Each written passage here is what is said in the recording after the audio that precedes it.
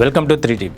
రోజువారీ social media వార్తల్లో ఎన్నో ఇంటర్నేషనల్ ఈవెంట్స్ చూస్తుంటాం కదా. కానీ ఇటీవల యూరప్ని షేక్ చేస్తూ బయటపడ్డ ఒక కళ్ళు చెదిరే విజువల్స్ ఇన్సిడెంట్ మాత్రం ప్రపంచాన్ని తీవ్ర ఆందోళనకు గురి చేస్తుంది.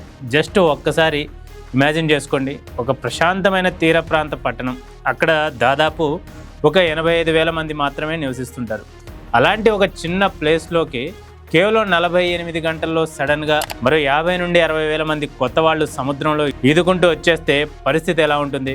ఆ నగరంలోని వ్యవస్థలన్నీ క్షణాల్లో కుప్పకూలిపోయి ఊహించని సివిల్ అండ్ హ్యుమానిటేరియన్ ఎమర్జెన్సీ ఏర్పడుతుంది కదా. సరిగ్గా అలాంటి ఒక మైండ్ బ్లోయింగ్ ఇన్సిడెంట్ 2026 జూలై 30వ తేదీన స్పెయిన్ దేశానికి చెందిన సియూటా అనే బోర్డర్ టౌన్లో జరిగింది. అసలు ఆ రోజు అక్కడ ఏం జరిగిందో కంటికి కనిపించేలా చెప్పాలంటే, మొరాకో తీరంలోని స్పెడాక్ బెలియోనెచ్ అనే ప్రాంతాల నుంచి వేలాది మంది జనాలు ఒక్కసారిగా సముద్రపు అలల్లోకి దూకేశారు. అందులో యువకులు, ముసలివాళ్ళు, మహిళలు, చివరికి పసిపిల్లలు కూడా ఉన్నారు. చేతికి దొరికిన రబ్బర్ ట్యూబులు, చిన్న ప్లాస్టిక్ బొమ్మలు, పడవ ముక్కలు, ఆఖరికి చెక్క పలకలను పట్టుకొని ప్రాణాలను అరిచేతిలో పెట్టుకుని 5 కిలోమీటర్ల మేర సముద్రంలో ఈదుకుంటూ స్పెయిన్ భూభాగం వైపు కొట్టుకొచ్చారు. మనం సాధారణంగా బీచ్ల్లో టూరిస్టుల రద్దీ చూస్తుంటాం, కానీ అక్కడ తీరం వైపు చూస్తే సముద్రం అంతా మనుషుల తలలే కనిపించాయి. ఆ కంట్రోల్ లేని రద్దీ, సముద్రపు భయంకరమైన అలల దాటికి తట్టుకోలేక తొక్కిసలాటల్లో చిక్కుకొని 60 మందికి పైగా నీళ్లలో మునిగి ప్రాణాలు కోల్పోయారు. ఆ ప్రాంత అధ్యక్షుడు స్వయంగా మాట్లాడుతూ, ఇక్కడ జరుగుతున్నది పూర్తి అరాచకం, సరిహద్దు భద్రత పూర్తిగా కుప్పకూలిపోయిందని అరిచారంటే అక్కడ వాతావరణం ఎంత ఘోరంగా ఉందో అర్థం చేసుకోవచ్చు. ఇక్కడ మీకు డౌట్ రావచ్చు, అసలు సియోటా అనే ప్లేస్ ఎక్కడుంది? వలసదారులందరూ అక్కడికే ఎందుకు వెళ్ళాలనుకున్నారు? మీరంతా మ్యాప్ ఓపెన్ చేసి చూస్తే సియోటా అనేది భౌగోళికంగా ఆఫ్రికా ఖండంలోని మొరాకో దేశం పక్కనే అతుక్కొని ఉండే ఒక చిన్న ద్వీపకల్పం. కానీ పొలిటికల్ అండ్ లీగల్ హిస్టరీ ప్రకారం అది వందల సంవత్సరాల నుంచి స్పెయిన్ పరిపాలనలో ఉన్న భూభాగం. అంటే అది నేరుగా యూరోపియన్ యూనియన్ పరిధిలోకి వస్తుంది.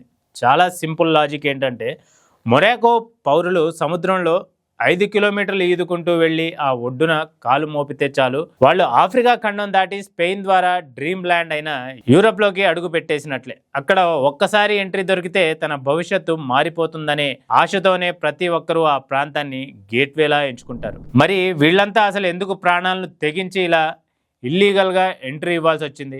దీని వెనుక చాలా డీప్ రీజన్స్ ఉన్నాయి. మొదటిది, ఉత్తర మొరాకోలో తీవ్రమైన నిరుద్యోగం, అలాగే ఆర్థిక సంక్షోభం యువతను నలిపేస్తుంది. ఇదే సమయంలో హ్యూమన్ ట్రాఫికర్లు, అంటే మానవ అక్రమ రవాణా చేసే క్రిమినల్ నెట్వర్క్స్ గమ్మత్తైన అవకాశాన్ని వాడుకుంటున్నాయి. జూలై ఆరంభంలో స్పెయిన్ సుప్రీంకోర్టు ఒక తీర్పిస్తూ సముద్రం ద్వారా వచ్చే వలసదారులను చట్టపరమైన విచారణ లేకుండా వెంటనే వెనక్కి నెట్టేయకూడదని చెప్పింది.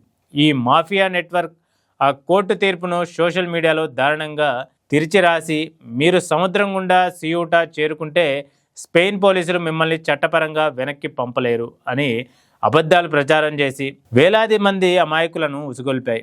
దానికి తోడు మొరాకో సరిహద్దు దళాలు కూడా స్పెయిన్తో ఉన్న కొన్ని దౌత్యపరమైన విభేదాల వల్ల ప్రారంభంలో ఈ వలసదారులను సరిగ్గా అడ్డుకోకుండా వదిలేశాయనే టాక్ కూడా వినిపిస్తోంది. ఈ ఒక్క ఇన్సిడెంట్ వల్ల రెండు దేశాలకు, ముఖ్యంగా స్పెయిన్కి దారుణమైన నష్టాలు, అలాగే పొలిటికల్ తలనొప్పులు ఎదురయ్యాయి. కేవలం 85,000 జనాభా ఉన్న ఒక చిన్న పట్టణంలోకి ఒక్కసారిగా 50 నుండి 60,000 మంది వచ్చేసరికి ఆహారం, ఆశ్రయం, పారిశుద్ధ్య వ్యవస్థలన్నీ దెబ్బతిన్నాయి.